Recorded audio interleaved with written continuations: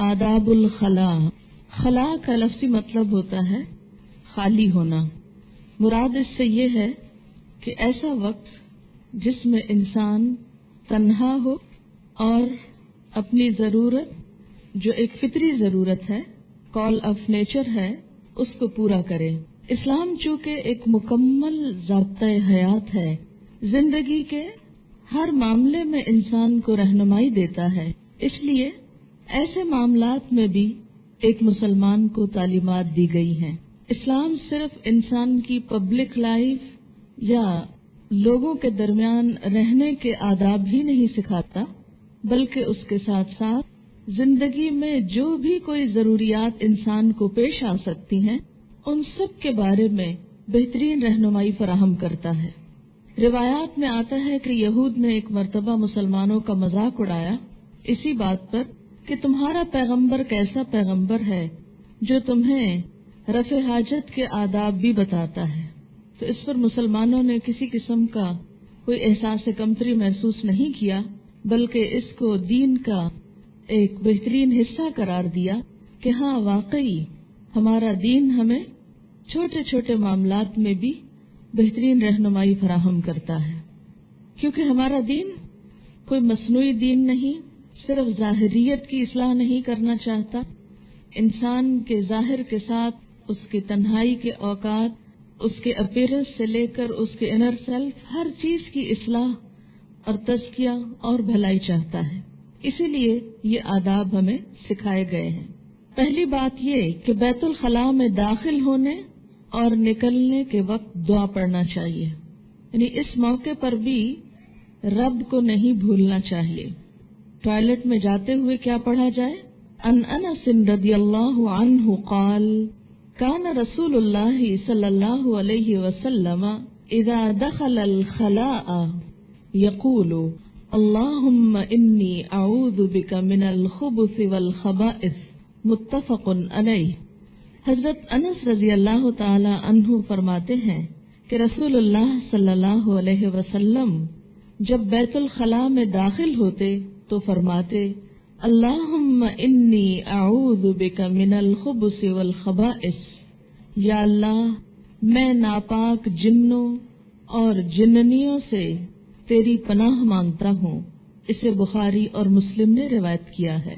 یاد رکھیے کہ گزشتہ زمانے میں لوگوں کے گھروں کے اندر ایسے انتظامات نہیں تھے.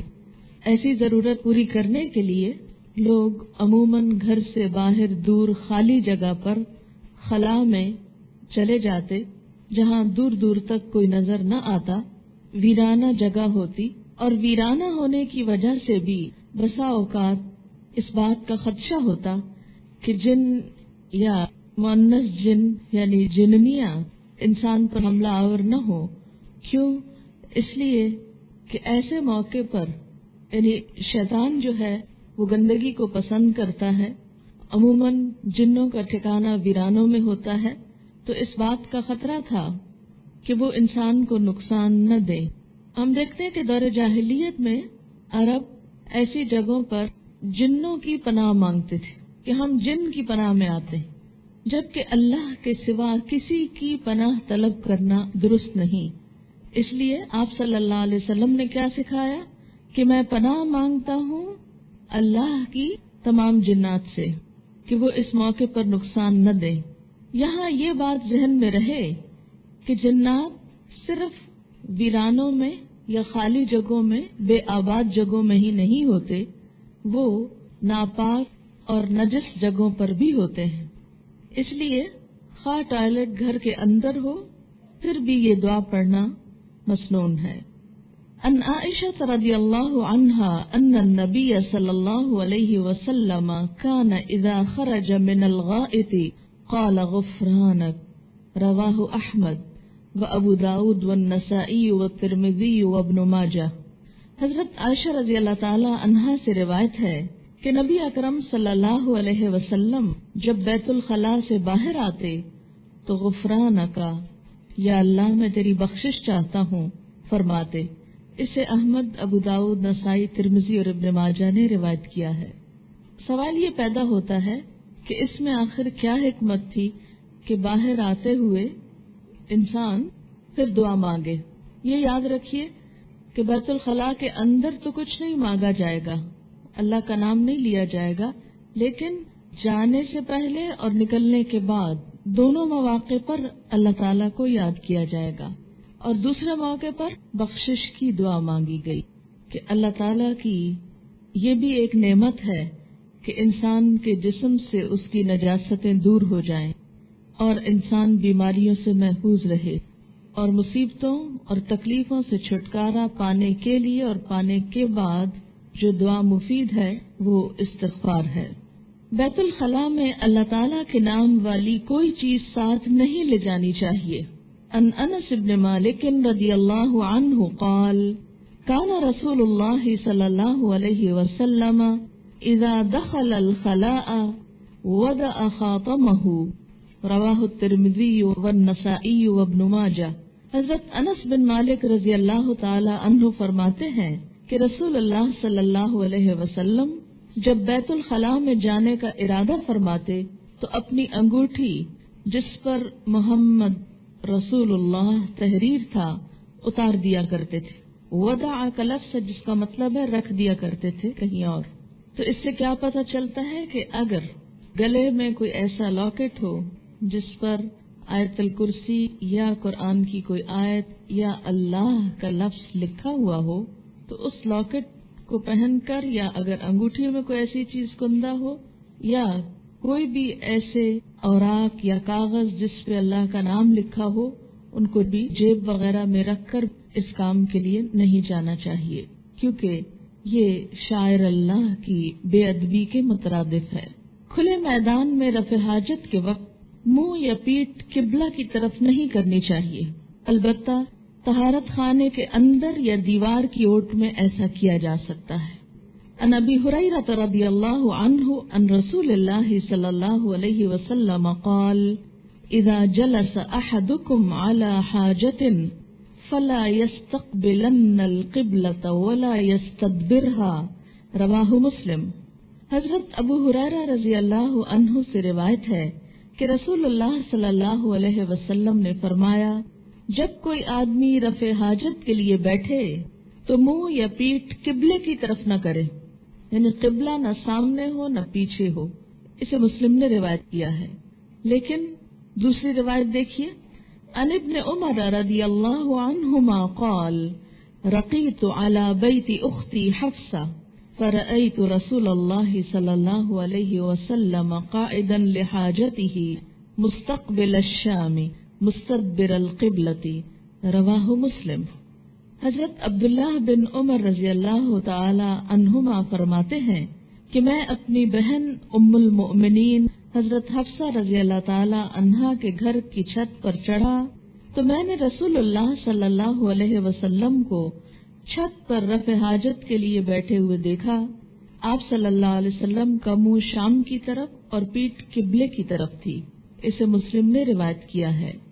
تو اس سے کیا پتہ چلتا ہے کہ کسی دیوار یا بند کمرے کے اندر اگر پیٹھ قبلے کی طرف ہو جائے تو کوئی حرج نہیں. مسلمان ملکوں میں تو عام طور پر ایسا ہوتا ہے کہ ٹوائلٹ بناتے وقت اس بات کا خیال رکھا جاتا ہے کہ قبلہ سامنے یا پیچھے کی طرف نہ ہو. لیکن عام طور پر جب آپ ایسے ممالک میں جاتے ہیں کہ جہاں پر کوئی بھی فن تعمیر اسلامی اصولوں کے تحت نہیں ہوتا تو وہاں بسا اوقات ایسی چیز دیکھنے میں آتی ہے کہ آپ کا رخ عین قبلے کی طرف ہوگا یا بیک ہو سکتی ہے. تو اس میں ایسا نہیں کہ انسان اپنی حاجت کو پورا نہ کرے. اسلام ایسا دین نہیں ہے کہ جو انسان پر ناقابل برداشت تکلیف ڈالے. ایسی صورت میں جب آپ ایسے ٹوائلٹس میں جائیں بغیر کسی پریشانی کے اسے استعمال کریں، کیونکہ یہ بات نبی صلی اللہ علیہ وسلم سے ثابت ہے. ہاں، جب آپ خالی میدان میں کہیں ہو تو اس میں یہ ہے کہ انسان پھر اس کے اپنے بس میں ہوتا ہے کہ جس طرف چاہے منہ کر لے، اور خالی میدان میں ایسا کرنا ممنوع ہے. رفع حاجت کے وقت پرائیویٹ پارٹ کو دایاں ہاتھ لگانا منع ہے. दाएं हाथ से इस्तंजा करना भी मना है। अन अबी क़तादा रदियल्लाहु अन्हु क़ाल क़ाल रसूलुल्लाह सल्लल्लाहु अलैहि वसल्लम ला युमसिकन्न अहदुकुम ज़करहु बियमीनिहि व हुवा यबूल वला यतमस्सह मिनल ख़लाइ बियमीनिहि वला यतनफ़्फ़स फिल इना, रवाहु मुस्लिम। हज़रत अबू क़तादा रज़ी अल्लाह ताला अन्हु कहते हैं कि रसूलुल्लाह सल्लल्लाहु अलैहि वसल्लम ने फरमाया, पेशाब करते वक्त कोई आदमी पेशाब की जगह को दाएं हाथ से न छुए, न ही दाएं हाथ से इस्तंजा करे, न ही कोई चीज पीते वक्त बर्तन में फूंक मारे। इसे मुस्लिम ने रिवायत किया है। सवाल ये पैदा होता है कि ऐसा करने से क्यों मना किया गया। इस्लाम में हर चीज का अदब सिखाया गया है, और एक बुनियादी अदब क्या है कि सब अच्छे काम, साफ सुथरे काम दाएं हाथ से किए जाएं, और नजिस काम या जिन चीजों में नापाकी है वो बाएं हाथ से किए जाएं। मसलन अगर आपको नाक साफ करना है तो बायां हाथ इस्तेमाल करें। इस्तंजा करना है, और इस्तंजा का मतलब क्या है कि अपने आप को वॉश करना है रफ़े हाजत के बाद, तो बाएं हाथ से नजासत दूर करें। इसी तरह खाने में फूंक नहीं मारे। ये तो आज हमको पता चला कि इंसान की फूंक में कार्बन डाइऑक्साइड है, जो एक जहरीली गैस है और नुकसानदेह है सेहत के लिए, इसलिए उसको नहीं फूंकना चाहिए। लेकिन 1400 साल पहले ये अदब सिखा दिया गया कि खाने के अंदर मत फूंको। बहुत से लोग मुसलमान होते हुए इन आदाब को मलहूज नहीं रखते, और इस्लाम का हुस्न खत्म होकर रह जाता है, जो दरअसल इंसान की शख्सियत में झलकता है। क्या गरम चाय है तो फूंके मार मार के पी रहे हैं, नवाले को ठंडा करना है तो मुंह से ठंडा कर रहे हैं। ये हरकतें किसी मुसलमान की नहीं हो सकती। हमें खुद भी इन चीजों से बचना चाहिए और अपने बच्चों को भी ये अदब सिखाना चाहिए। तहारत दाएं तरफ से शुरू करनी चाहिए। अन आयशा रज़ियल्लाहु अन्हा क़ालत इन कान रसूलुल्लाह सल्लल्लाहु अलैहि वसल्लम ला युहिब्बु तयम्मुन फी तुहूरिही इज़ा ततहरा व फी तरज्जुलिही इज़ा तरज्जला व फी इंतिआलिही इज़ा इंतअला, रवाहु मुस्लिम।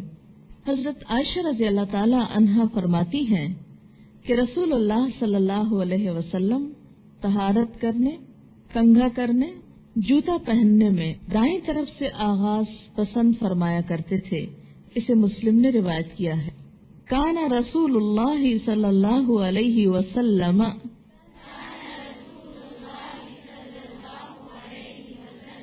ला युहिब्बु तयम्मुन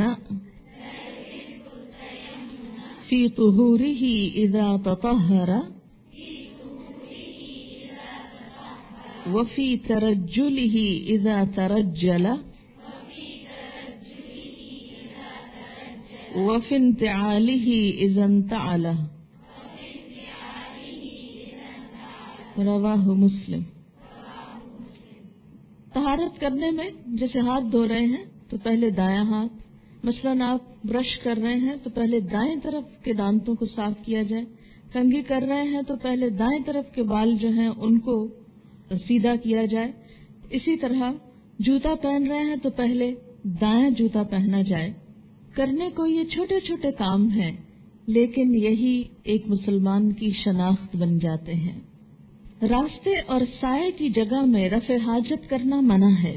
अन अबी हुरैरा रज़ियल्लाहु अन्हु अन्न रसूलल्लाह सल्लल्लाहु अलैहि वसल्लम क़ाल इत्तक़ुल लाइनैन क़ालू व मल लाइनान या रसूलल्लाह क़ाल अल्लज़ी यतख़ल्ला फ़ी तरीक़िन नासी औ फ़ी ज़िल्लिहिम, रवाहु मुस्लिम। हजरत अबू हुरैरा रज़ियल्लाहु ताला अन्हु से रिवायत है कि रसूलुल्लाह सल्लल्लाहु अलैहि वसल्लम ने फरमाया, लोगों, लानत के दो कामों से बचो। सहाबा कराम ने अर्ज किया, या रसूलल्लाह सल्लल्लाहु अलैहि वसल्लम, लानत के वो दो काम कौन से हैं? आपने फरमाया, लोगों की गुजरगाह और सायादार जगह पर रफ़े हाजत करना। इसे मुस्लिम ने रिवायत किया है। इसको लानत के काम क्यों कहा गया? इसलिए कि जब कोई शख्स ऐसा अजियत देने वाला काम करेगा تو لوگوں کی بد دعا لے گا، لوگوں کو ستائے گا اور ان کے دل کی آہ لے گا، اور ایسا شخص جو لوگوں کو ستانے اور تکلیف دینے کا سبب بنے، خود اس پر پھر رحمت کہاں سے ہو سکتی ہے؟ لعنت کا مطلب کیا ہے؟ رحمت سے محرومی، یعنی کبھی بھی کسی گزرگاہ میں، گزرنے کی جگہ پر اور سایہ دار جگہ پر جو لوگوں کے بیٹھنے، آرام کرنے یا سکون لینے کی ہو، یا اس کے علاوہ کوئی بھی اور جگہ جو دوسروں کے سامنے ہو، یعنی جہاں لوگوں کی نظر پڑتی ہو، اگر اس چیز کو سامنے رکھ کر دیکھا جائے تو آپ دیکھیں کہ ہمارے ہاں جو گلیوں بازاروں میں لوگ بیٹھ کر سر عام ایسے کام کر رہے ہوتے ہیں، وہ کس قدر ناپسندیدہ ہے۔ اس سے پتہ چلتا ہے کہ ہم کہنے کو تو مسلمان ہیں، لیکن اسلامی اخلاق و آداب سے دور دور کا واسطہ نہیں، اس لیے کہ سکھائے نہیں گئے۔ ایسی باتیں تو ویسے ہی کوئی نہیں کرتا کہ یہ شرم و حیا کی باتیں۔ راستوں پہ بیٹھنا تو شاید حیا ہے، اور اس سے منع کرنا شرم و حیا کے خلاف ہے، کیونکہ سب ویلیوز پلٹ گئی۔ جس چیز کو حیا کہا جانا چاہیے تھا وہاں حیا کا نام نہیں۔ اور آپ دیکھیے کہ جب راستوں میں ایسا کام ہوتا ہے تو کوئی بھی شخص اس کے بعد جب گزرتا ہے تو کتنا تکلیف دہ ہو جاتا ہے ایسے راستے سے گزرنا بھی جس میں نجاست ہو۔ استنجا کرنے کے لیے مٹی کے کم از کم 3 ڈھیرے یا پانی استعمال کرنا چاہیے، یعنی اگر کوئی شخص ایسی جگہ پر ہو جہاں پانی نہ ہو اور صرف مٹی ہو تو مٹی چونکہ پاک کرنے والی ہے، اس سے صفائی کر لی جائے تو وہ پاکی کا کام دے گی، یعنی انسان اس کے بعد نماز وغیرہ پڑھ سکتا ہے۔ لیکن پانی کا استعمال پسندیدہ ہے۔ قرآن پاک میں خاص طور پر اہل قباء کی جو تعریف کی گئی وہ اسی وجہ سے تھی کہ وہ اپنی طہارت میں پانی استعمال کرتے تھے۔ لیکن اگر مٹی استعمال کی جائے تو صرف ایک دفعہ پوچھنا کافی نہیں، مٹی کے ڈھیلے سے اس کے لیے 3 دفعہ ضروری ہے تاکہ نجاست کا کوئی اثر باقی نہ رہے۔ گوبر اور ہڈی سے استنجا کرنا منع ہے۔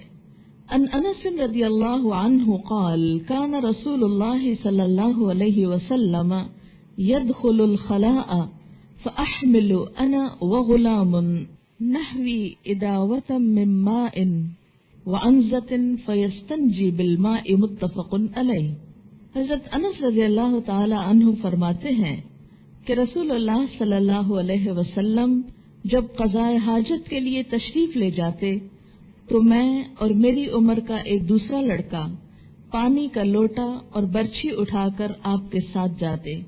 رسول اللہ صلی اللہ علیہ وسلم رفع حاجت کے بعد پانی سے طہارت حاصل کرتے۔ اسے بخاری اور مسلم نے روایت کیا ہے۔ یہاں سے 3 چیزیں پتہ چلتی ہیں۔ نمبر 1 یہ کہ آپ جب تشریف لے جاتے تو بچے آپ کی خدمت کے لیے جاتے۔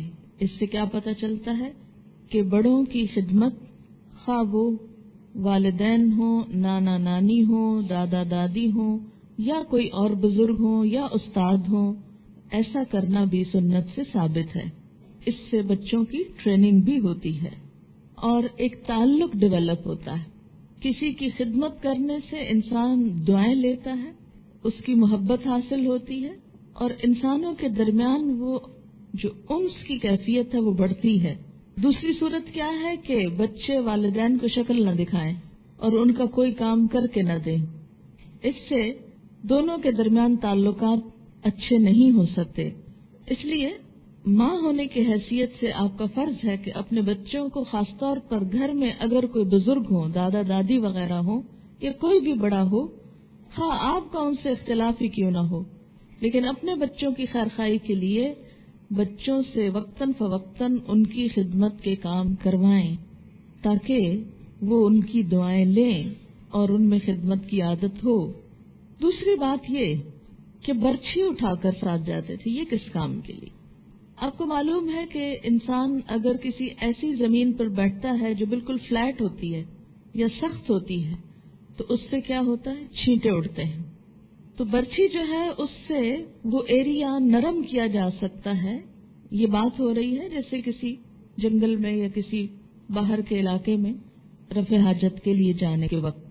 تو اس سے کیا ہے کہ اگر اس کی نوک زمین پر کچھ مار دی جائے تو وہ ایریا نرم ہو جائے گا.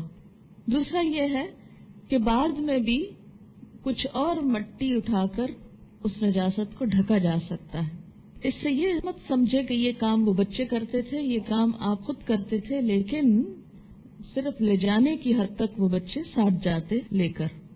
برچھی کے 3 مقاصد ہو سکتے ہیں: طہارت کے لیے زمین کھودنا، جانوروں سے بچنے کے لیے کیونکہ جو لوگ جنگل میں جاتے تھے وہاں پر بسا اوقات سانپ بچھو وغیرہ کا ڈر بھی ہوتا تھا، بسا اوقات اور کسی جانور کا بھی، تو اس سے حفاظت کے لیے بھی استعمال ہوتی. اسی طرح پردے کے لیے، یعنی زمین میں گاڑ کے اوپر کپڑا وغیرہ کھڑا کر دیا جاتا. ان سلمان رضی اللہ عنہ قال قیل له قد علمکم نبیکم صلی اللہ علیہ وسلم کل شیء حتی الخراءة قال فقال اجل لقد نهانا ان نستقبل القبلة لغائط او بول او ان نستنجي باليمين او ان نستنجي باقل من 3 احجار او ان نستنجي برجيع او بعزم. رواہ مسلم. حضرت سلمان فارسی رضی اللہ تعالی عنہ سے کہا گیا از راہ تمسخر، مذاق اڑاتے ہوئے، تمہارے نبی صلی اللہ علیہ وسلم نے تمہیں ہر چیز کی تعلیم دی ہے، حتیٰ کہ پیشاب پخانہ کی بھی. یعنی یہ مذاق اڑایا جا رہا تھا کچھ لوگوں کی طرف سے مسلمانوں کا کہ یہ کیسا دین ہے، اس میں اتنی گندی باتیں کی جاتی. حضرت سلمان فارسی رضی اللہ تعالی عنہ نے کہا، ہاں رسول اللہ صلی اللہ علیہ وسلم نے ہمیں رفع حاجت کرتے وقت قبلے کی طرف منہ کرنے سے منع فرمایا، استنجا کرتے وقت دایاں ہاتھ استعمال کرنے سے منع فرمایا، 3 پتھروں سے کم میں استنجا کرنے سے منع فرمایا، نیز گوبر اور ہڈی کے ساتھ استنجا کرنے سے منع فرمایا. اسے مسلم نے روایت کیا. یعنی بجائے شرمانے کے اور جھجکنے کے اور جھینپنے کے اور شرمندہ ہونے کے، کیا ہے اس تعلیم کو واضح کر دیا جائے کہ ہاں ہم ایسے مواقع پر بھی نہایت ادب والے لوگ ہیں، بہت سے ایٹیکیٹس جانتے ہیں. نماز سے قبل بیت الخلاء سے فارغ ہونا ضروری ہے. رفع حاجت کے وقت نماز کھڑی ہو جائے تو پہلے اطمینان سے رفع حاجت سے فارغ ہونا چاہیے. یعنی یہ بھی ادب کے خلاف ہے کہ انسان کو ضرورت کہیں اور جانے کی ہے اور وہ جائے نماز پہ کھڑا ہو جائے اور سارا دھیان اس کا کسی اور طرف ہی رہے. اس سے نماز میں خشوع و خضوع نہیں آ سکتا. ان عبداللہ ابن ارقم قال قال رسول اللہ صلی اللہ علیہ وسلم اذا اراد احدکم الغائط واقیمت الصلاة فلیبدأ به. رواہ ابن ماجہ. حضرت عبداللہ بن ارقم رضی اللہ تعالی عنہ کہتے ہیں کہ رسول اللہ صلی اللہ علیہ وسلم نے فرمایا، جب کوئی شخص بیت الخلاء میں آنے کا ارادہ کرے اور ادھر نماز کھڑی ہو جائے تو اسے پہلے بیت الخلاء سے فارغ ہو جانا چاہیے. اسے ابن ماجہ نے روایت کیا ہے. رفع حاجت کے لیے پردے کا اہتمام ضروری ہے. ان انس رضی اللہ عنہ قال كان النبي صلى الله عليه وسلم اذا اراد الحاجة لم يرفع ثوبه حتى يدنو من الارض. رواہ الترمذی و ابو داود و الدارمی. حضرت انس رضی اللہ تعالی عنہ فرماتے ہیں کہ نبی اکرم صلی اللہ علیہ وسلم رفع حاجت کے لیے بیٹھنے لگتے تو زمین کے قریب پہنچ کر کپڑا اٹھاتے. یعنی بیٹھنے کے قریب اپنے آپ سے کپڑا اٹھاتے، کھڑے ہو کر نہیں، تاکہ بے پردگی نہ ہو. اسے ترمذی، ابو داؤد اور دارمی نے روایت کیا ہے. ان جابر رضی اللہ عنہ قال كان النبي صلی اللہ علیہ وسلم اذا اراد البراز انطلق حتى لا يراه احد. رواہ ابو داؤد.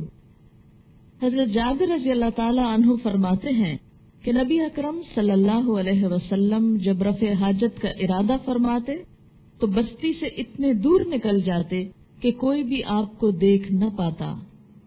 اسے ابو داؤد نے روایت کیا ہے. ایسے موقع پر تنہائی اور کسی کے سامنے نہ ہونا یہ بھی مہذب ہونے کی علامت ہے۔ آج کی بہت سی مہذب قومیں اس سے خالی ہیں، اس تہذیب سے، اس سلیقے سے۔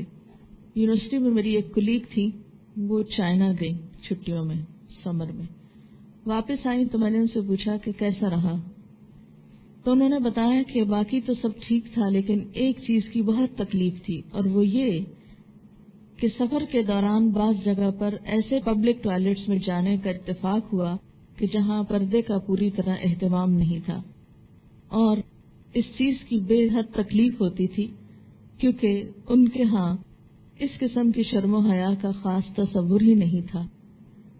لیکن اسلام ایسے مواقع پر یہ ادب سکھاتا ہے کہ انسان دوسروں کے سامنے نہ ہو، اور اس میں ایک حکمت، ایک بات تو شرم و حیا کی ہے ہی، لیکن دوسری حکمت کیا ہے کہ اس سے دوسروں کو اذیت بھی ہوتی ہے، تو دوسروں کو اذیت سے بچایا جائے۔ مٹی کے 3 ڈھیلوں سے استنجا کرنے کے بعد پانی استعمال کرنا ضروری نہیں۔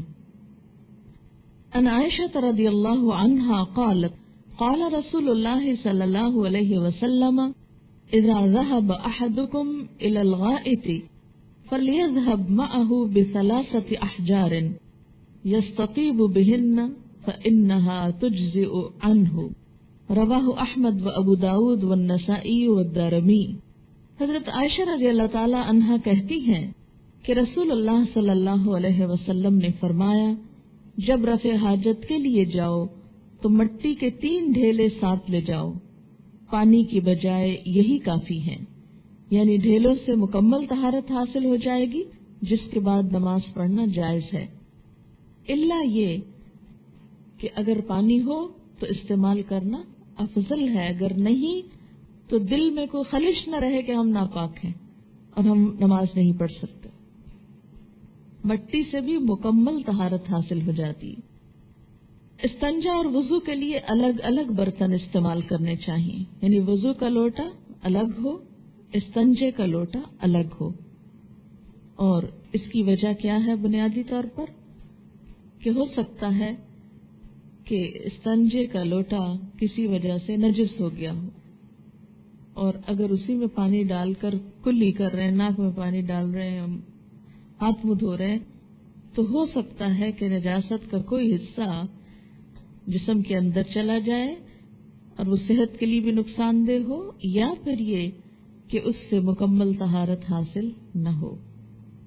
استنجا کرنے کے بعد ہاتھ پاک کرنے کے لیے کلمہ شہادت پڑھنا سنت سے ثابت نہیں۔ عن ابی ہریرہ رضی اللہ عنہ قال کان النبی صلی اللہ علیہ وسلم اذا اتى الخلاء اتيته بماء في تورة او رقوة فاستنجى ثم مسح يده على الارض ثم اتيته بإناء آخر فتودأ، رواہ ابو داود۔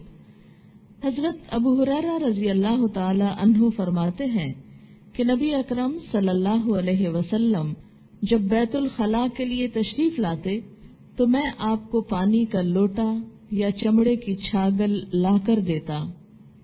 آپ صلی اللہ علیہ وسلم استنجا کرتے اور مٹی پر ہاتھ مل کر صاف کرتے، پھر میں آپ کو دوسرے برتن میں پانی دیتا تو آپ وضو فرماتے۔ اسے ابو داؤد نے روایت کیا ہے۔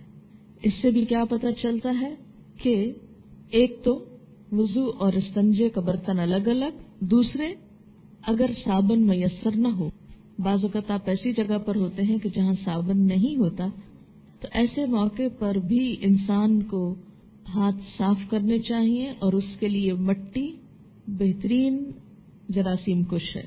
مٹی کے ساتھ ہاتھ رگڑ کر، جیسے برتنوں کے اوپر بسا اوقات لوگ راکھ اور مٹی وغیرہ مل کے ان کو صاف کرتے ہیں، اسی طرح ہاتھوں کے اوپر بھی مٹی مل کے ان کو دھویا جا سکتا ہے۔ رفع حاجت کے دوران بات کرنا منع ہے۔ عن ابن عمر رضی اللہ عنہما ان رجلا مر ورسول اللہ صلی اللہ علیہ وسلم یبول فسلم فلم يرد علیہ، رواہ مسلم۔ حضرت عبداللہ بن عمر رضی اللہ تعالی عنہما سے روایت ہے کہ رسول اللہ صلی اللہ علیہ وسلم پیشاب کر رہے تھے، ایک آدمی کا ادھر سے گزر ہوا، اس نے آپ کو سلام کیا لیکن آپ نے اس کا جواب نہیں دیا۔ اسے مسلم نے روایت کیا ہے۔ رفع حاجت کرنے کے بعد استنجا کرنے سے طہارت حاصل ہو جاتی ہے، وضو کرنا ضروری نہیں۔ نہیں کر لیا جائے تو اچھا ہے، لیکن اگر کوئی وضو نہیں کر سکتا تو صرف استنجا بھی کافی ہے۔ عن ابن عباس رضی اللہ عنہما یقول كنا عند النبي صلى الله عليه وسلم فجاء من الغائط وأتي بطعام فقيل له ألا تتوضأ قال لما للصلاة رواہ مسلم۔ حضرت عبداللہ بن عباس رضی اللہ تعالی عنہما فرماتے ہیں کہ ہم نبی اکرم صلی اللہ علیہ وسلم کے پاس تھے، آپ رفع حاجت کے بعد تشریف لائے تو کھانا لایا گیا۔ عرض کیا گیا آپ کھانے سے پہلے وضو نہیں فرمائیں گے؟ آپ نے ارشاد فرمایا کیا نماز پڑھنا ہے کہ وضو کرو؟ اسے مسلم نے روایت کیا ہے۔ اور اس سے کتنی آسانی ہو گئی، ورنہ اگر استنجا کے بعد وضو بھی لازم ہوتا تو لوگ کتنی مشقت میں پڑ جاتے۔ رفع حاجت سے طہارت حاصل کرنے کے بعد ہاتھوں کو مٹی یا صابن وغیرہ سے اچھی طرح صاف کرنا چاہیے۔ ان میمونۃ رضی اللہ عنہا ان النبی صلی اللہ علیہ وسلم اغتسل من الجنابۃ فغسل فرجہ بیدہ ثم دلک بها الحائط ثم غسلها ثم توضأ وضوءه للصلاة رواہ البخاری۔ حضرت میمونہ رضی اللہ عنہا ام المومنین سے روایت ہے کہ نبی اکرم صلی اللہ علیہ وسلم نے غسل جنابت شروع کیا تو پہلے اپنے بائیں ہاتھ سے شرمگاہ کو دھویا، پھر وہ ہاتھ دیوار پر رگڑا۔ کس لیے؟ کیونکہ دیوار مٹی سے لیپی ہوئی تھی اور مٹی سے رگڑ کر جیسے صابن سے رگڑتے ہیں، پھر اسے پانی سے دھویا، پھر نماز کے وضو کی طرح کا وضو کیا۔ اسے بخاری نے روایت کیا ہے۔ کھڑے ہو کر پیشاب کرنا منع ہے، البتہ بیماری یا تکلیف کے باعث کھڑے ہو کر پیشاب کرنے کی رخصت ہے۔ عن عائشہ رضی اللہ عنہا قالت من حدثکم ان رسول اللہ صلی اللہ علیہ وسلم بال قائما فلا تصدقوه ما كان يبول الا جالسا رواہ احمد والنسائی والترمذی وابن ماجہ۔ حضرت عائشہ رضی اللہ تعالی عنہا فرماتی ہے کہ جو شخص یہ کہے کہ رسول اللہ صلی اللہ علیہ وسلم کھڑے ہو کر پیشاب کرتے تھے، اس کی تصدیق مت کرو، کیونکہ آپ صلی اللہ علیہ وسلم ہمیشہ بیٹھ کر پیشاب کرتے تھے۔ اسے احمد، نسائی، ترمذی، ابن ماجہ نے روایت کیا ہے۔ ان حذیفہ قال رأیتنی انا والنبی صلی اللہ علیہ وسلم نتماشى فأتى سباطة قوم خلف حائط فقام كما يقوم أحدكم فبال فانتبذت منه فأشار إلي فجئته فقمت أن أقبه حتى فرغ رواہ البخاری۔ حضرت حذیفہ رضی اللہ تعالی عنہ فرماتے ہیں کہ میں اور نبی اکرم صلی اللہ علیہ وسلم جا رہے تھے کہ ہمارا گزر کسی قوم کے کوڑے کرکٹ کے ڈھیر پر ہوا، تو نبی صلی اللہ علیہ وسلم ایک دیوار کے پیچھے کھڑے ہوئے اور پیشاب کیا۔ میں آپ سے الگ ہو گیا تو آپ نے اشارے سے مجھے اپنے پاس بلایا تاکہ پردہ ہو جائے، یعنی قریب کھڑا کیا۔ چنانچہ میں آپ صلی اللہ علیہ وسلم کے پیچھے کھڑا ہو گیا حتیٰ کہ آپ پیشاب سے فارغ ہو گئے۔ اسے بخاری نے روایت کیا ہے۔ کھڑے ہو کر پیشاب کرنے کے بارے میں آپ نے منع تو فرمایا، لیکن آپ کا اپنا عمل اس کے خلاف کیوں تھا؟ نعوذ باللہ، آپ کے قول و فعل میں تضاد نہ تھا؟ اس کی ایک وجہ تھی، اور وجہ کیا کہی گئی کہ آپ کے پاؤں میں زخم تھا جس کی وجہ سے آپ کے لیے بیٹھنا ممکن نہ تھا، یا بیٹھنے کی وہ جگہ مناسب نہ تھی، اس لیے بوجہ مجبوری آپ کھڑے ہوئے۔ اس سے کیا پتہ چلتا ہے کہ دین کے اصولوں میں رخصت بھی ہے اور رعایت بھی ہے۔ بیماری، بڑھاپا یا سردی کے باعث برتن میں پیشاب کرنا درست ہے، جیسے بوڑھے لوگوں کو بیڈ پر ہی اگر پیشاب کرانا مقصود ہو تو اس میں حرج نہیں۔ ان امیمۃ بنت رقیقۃ رضی اللہ عنہا قالت کان للنبی صلی اللہ علیہ وسلم قدح من عیدان تحت سریرہ یبول فیہ باللیل رواہ ابو داود والنسائی۔ حضرت امیمہ بنت رقیقہ رضی اللہ عنہما فرماتی ہے کہ رسول اللہ صلی اللہ علیہ وسلم کی چارپائی کے نیچے ایک لکڑی کا پیالہ رکھا رہتا جس میں آپ صلی اللہ علیہ وسلم رات کے وقت پیشاب کیا کرتے تھے، یعنی دور جنگل میں نہیں جاتے یا گھر سے باہر نہیں جاتے اس سے یہ بھی پتہ چلتا ہے کہ بیڈ روم کے ساتھ ہی اگر ٹوائلٹ ہو تو اس میں بھی حرج نہیں ہے، کوئی غلط بات نہیں ہے، کیونکہ اگر آپ کے بیڈ کے نیچے ایسا برتن تھا تو بیڈ کے ساتھ ہی ایسی جگہ کا ہونا کوئی باعث عار نہیں ہے۔